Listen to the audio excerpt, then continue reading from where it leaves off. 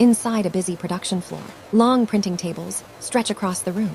Skilled workers prepare each station, ensuring everything is perfectly aligned for the printing process. Step 1. Screen preparation. A flat mesh screen, coated with light-sensitive emulsion, carries the design. Each detail is carefully exposed and washed out, leaving behind a precise stencil. Step 2. Fabric setup. Next, the fabric is laid out on the flatbed table. Every inch is smoothed and aligned to avoid wrinkles or distortion.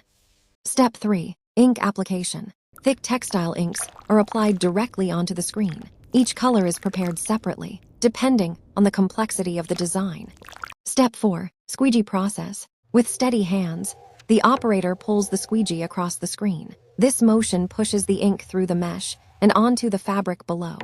The pressure must be even. Step 5. Reveal. As the screen lifts, the design is revealed. Sharp lines, bold colors, and a clean finish. This is where skill meets satisfaction. Step 6. Reveal process. For large production runs, the process is repeated again and again. Each print must align perfectly with the previous one. Step 7. Drying.